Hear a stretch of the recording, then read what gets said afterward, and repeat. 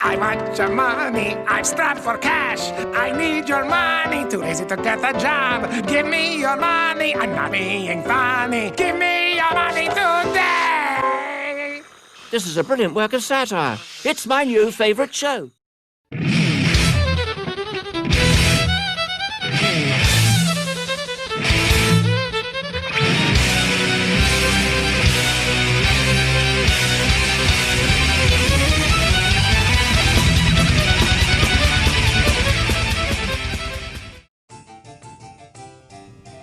I'm beginning to notice a theme around here.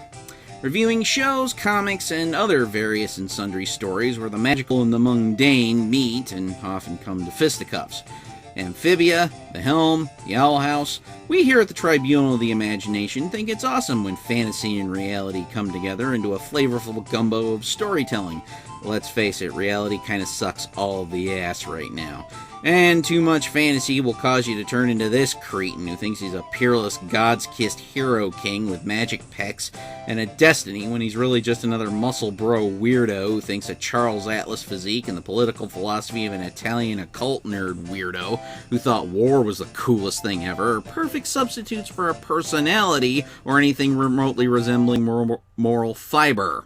But now when I see this, it's not particularly attractive at all. It's just, for me, it's politics, and I know quite well where this will end. It will probably end with transgender space marines or transgender Stormcast Eternals.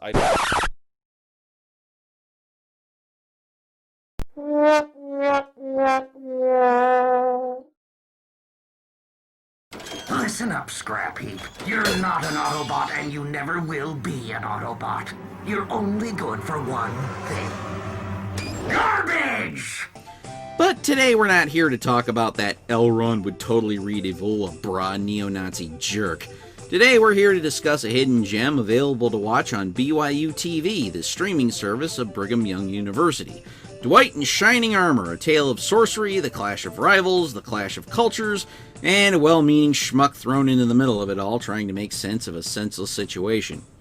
Our hero, a high school overachiever named Dwight, is off to the woods one day to photograph a rare owl when he stumbles across the tomb of warrior princess Greta the Besieged, and wakes her up with a very accidental kiss, breaking the spell that's held her and her court magician Baldric in stasis for 1,000 years. Waking a princess and a wizard from a magical slumber comes with drawbacks, however. Baldric had cast the Champion's spell, an enchantment that not only put himself and his royal charge into stasis, but every monster, bandit, evil wizard, and ne'er-do-well that wanted her thrown into cold storage as well, which Dwight broke by brushing his lips against Greta's, thus being appointed her champion and now bound by magic and duty to protect the besieged warrior princess. Trouble is, Dwight is a dorky, friendly-to-a-fault teenager who couldn't fight his way out of a piss-soaked paper bag, let alone the average dungeon crawl. Naturally, hilarity ensues as Dwight faces deranged princes, evil bards, shape-shifting bandits, and every manner of spellcaster and magical creature to keep Greta protected and himself from going insane as the magical forces attracted to Princess Greta the Besieged, like a magnet clash with the sleepy modern town of Woodside. Despite being a low-budget affair, this show is pretty much aces, wringing every drop of comedy it can from its basic premise of average nerd becomes a magical hero fighting supernatural evil.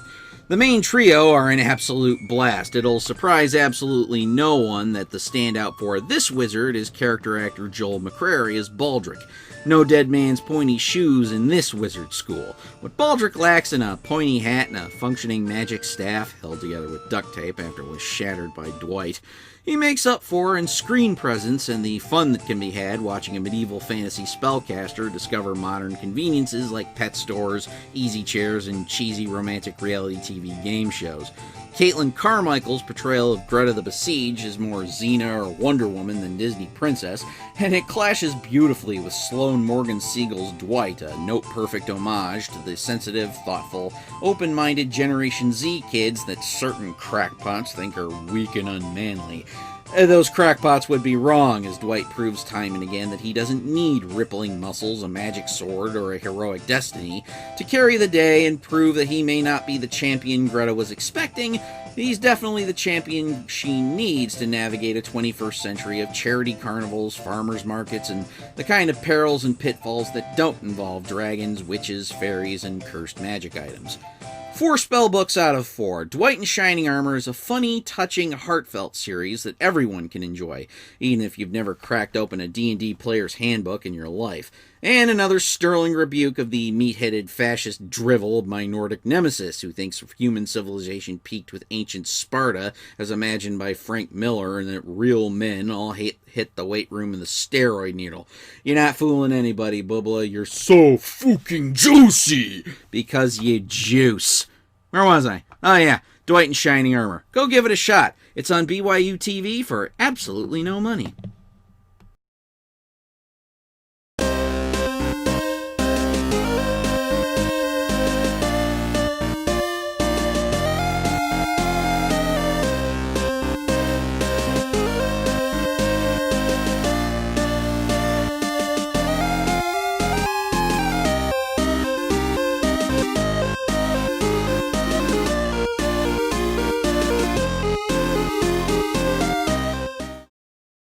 Soon, Mr. Ducky, we shall drink the fear of those who mocked us!